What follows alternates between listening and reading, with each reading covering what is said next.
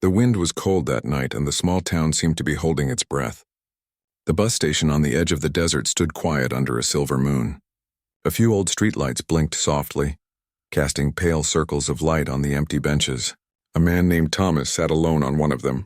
His hands rested on a small brown suitcase, and in his pocket, he carried a folded photograph that had grown old with him. Thomas was 72 years old.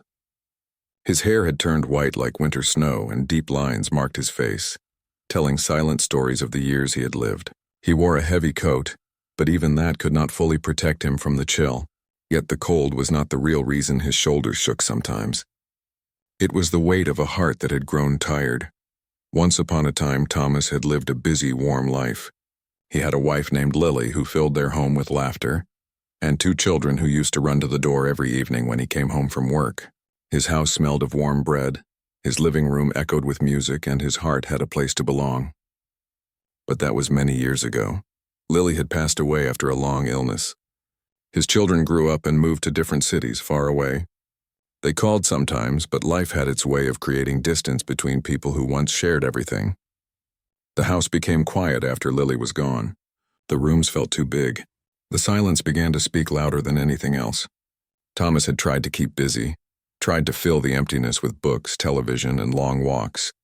But loneliness has a way of finding its way back, like wind seeping through cracks in an old door.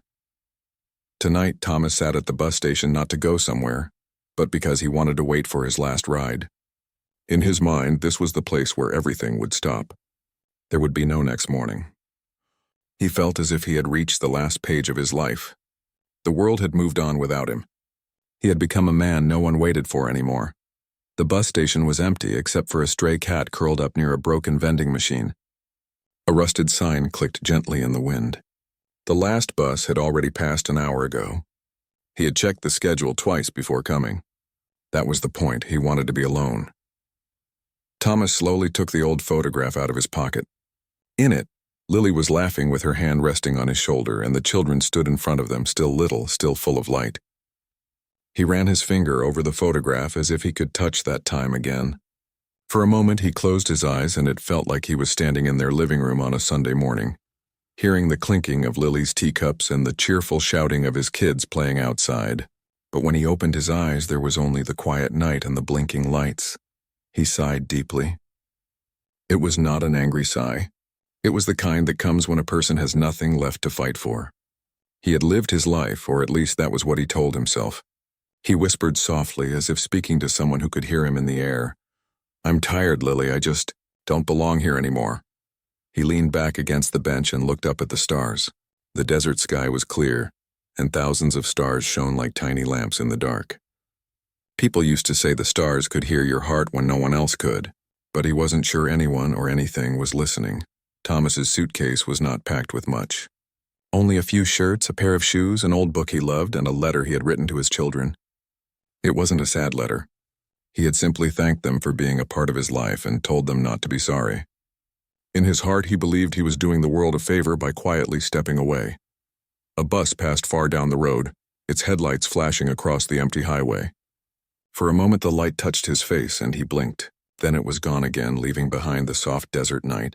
A small gust of wind lifted a piece of newspaper from the ground, and it danced briefly before resting near his feet. As the minutes passed, Thomas's mind began to wander through memories. He thought of the day he had met Lily. She had been working in a small bookstore, her hair tied back with a red ribbon. He had walked in just to buy a book and ended up returning every day after that. He thought of their wedding day, simple but beautiful.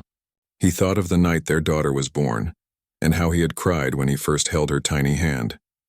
These memories did not hurt him. They were warm like an old blanket, but they also reminded him of everything he had lost. He rubbed his hands together to keep warm. A train horn echoed far in the distance. The cat near the vending machine stretched and yawned. Thomas noticed that his watch had stopped working, but it didn't matter. Time felt meaningless now. All he knew was that the night was quiet, and he was alone with it. A soft sound reached his ears, a light rustling of footsteps. At first he thought he imagined it, but then it came again, slow and steady. Thomas turned his head slightly.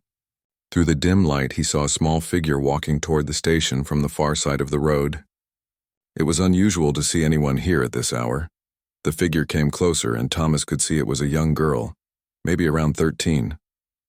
She wore a simple dress, and her long black hair flowed in the wind. She walked barefoot on the cold ground, but didn't seem to mind it. Her steps were quiet, graceful, almost like the night itself. Thomas frowned slightly. Why would a child be out here at this hour? The nearest neighborhood was miles away. He thought maybe she was lost. But the girl didn't look lost. She looked like she knew exactly where she was going. She came closer to the bench, and instead of standing far away, she walked right up to him. For a moment, they just looked at each other. The old man with tired eyes and the young girl with a calm, curious gaze. There was no fear in her eyes, no hesitation. It felt as if she had seen him before, or maybe she just saw something in him that no one else did. Thomas cleared his throat softly and asked, "Where are your shoes, little one?" His voice was gentle, surprised but not unkind. The girl tilted her head slightly and gave a small smile, the kind that makes the air feel a little warmer. She didn't answer right away. Instead, she sat down on the same bench, leaving a small space between them.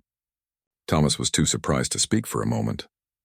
Most children would have been afraid to approach an old stranger at night, but she sat as if they were old friends waiting for a bus together. Thomas thought about asking her where she came from, if she was okay, if someone was looking for her. But something in her calm presence stopped him. For the first time in years, he didn't feel like a ghost sitting alone in the night. He felt seen. The silence between them was not heavy like before. It felt different, lighter. Thomas stared at the stars again, and he noticed the girl was looking at them too. Her eyes were bright, almost reflecting the starlight. She whispered something in a soft, musical voice, and though Thomas couldn't catch all the words, it felt like she was telling a story older than both of them. Something about the stars, the land, and how everything has a purpose. Thomas didn't understand it fully, but he didn't need to. Just listening to her voice made the cold air feel less sharp. Something inside him, a part that had been asleep for a long time, stirred gently. He looked at the girl again. She was calm, almost glowing under the moonlight. It was as if she had appeared exactly when he needed her the most, though he didn't know it yet. The night was still cold. The wind still moved softly, but something inside Thomas had shifted just a little. For the first time in a long time, he didn't feel completely alone, and that was how it began. Thomas sat quietly on the bench, still trying to understand the strange calm he felt next to this girl. The night was still the same. Cold wind, blinking streetlights, the empty road stretching far into the desert. But something inside him was no longer the same. It was as if a small light had appeared somewhere deep inside him, a place he had long forgotten even existed. The girl looked up at the stars and began to speak softly. Her voice was steady, almost musical, and the words seemed to float in the air like gentle waves. She told him about how her grandmother used to bring her to this very station to watch the stars. She spoke about the desert sky, how every star was a story, and how no story was ever truly finished. Thomas listened, even though he did not understand everything. But there was a kind of peace in her words, like someone humming a familiar tune. He found himself watching her face as she talked, young, calm, glowing softly in the moonlight. It was as if she belonged to the night itself. "You are not alone," she said suddenly, turning to look at him.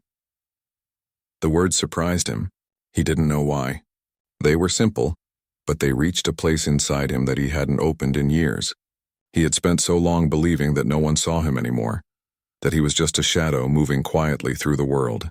But this girl, who didn't even know his name, spoke as if she could see right through the walls he had built around his heart. Thomas cleared his throat. "You shouldn't be out here alone at night," he said softly. "It's late." She smiled a small, peaceful smile. "I'm not alone," she said. "And neither are you." Her words were so gentle that he didn't argue. He just stared at the stars again. He remembered how, when he was young, Lily used to wake him in the middle of the night to look at the stars. She loved the sky, and she loved telling him how every star was a promise. He had forgotten how that felt, until this moment.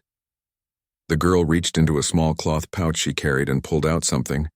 She held it carefully in her hands and then opened them. It was a thin bracelet, made from desert sage tied with red thread. It looked simple, but somehow beautiful. She held it out to him. Thomas frowned gently. "For me?" he asked. She nodded. It's a warrior's cord, she said softly. My grandmother says people wear it when they are tired but still walking. It means they still have a path. Thomas stared at the bracelet. He didn't know what to say. No one had given him anything in a very long time. He had spent so many nights believing his path had already ended. But here was this girl, a stranger, handing him something that carried meaning. His hands shook slightly as he reached out and took the bracelet. It was warm even in the cold air. He didn't know why it made his chest feel tight. Maybe because it had been years since anyone looked at him like he mattered.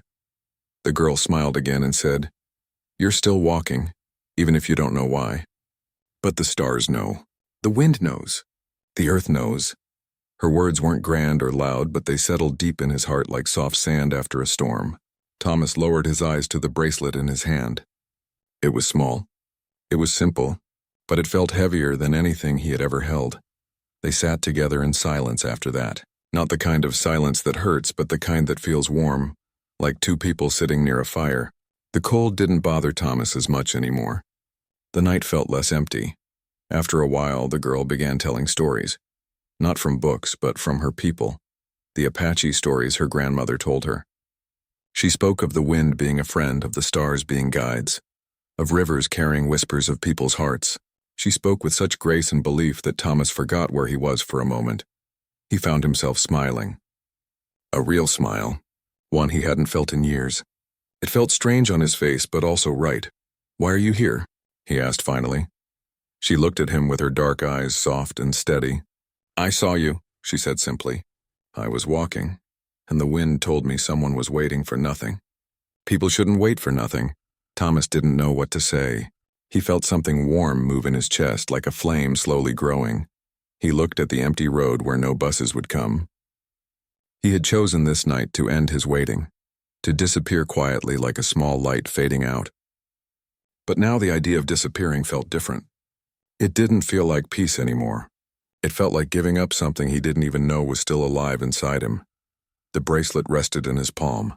He ran his thumb over it slowly, feeling the roughness of the sage and the softness of the red thread. It reminded him of Lily's hands when she used to hold his.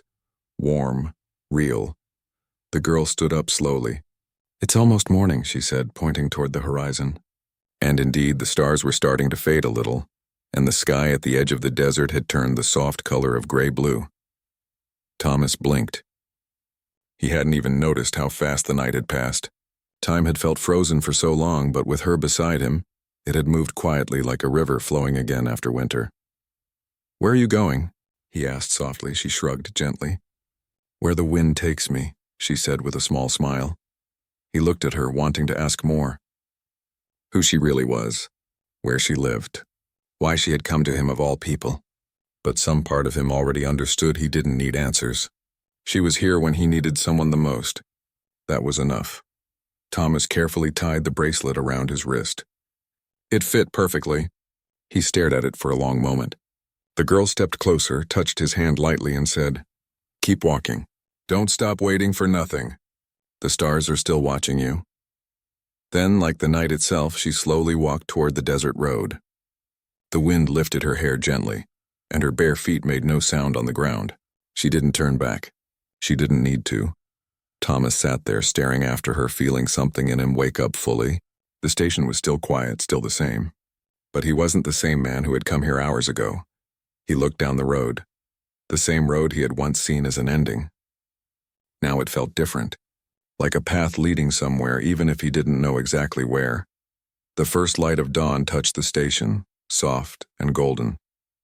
The cat near the vending machine stretched lazily. A truck passed far away, and the sound was no longer empty.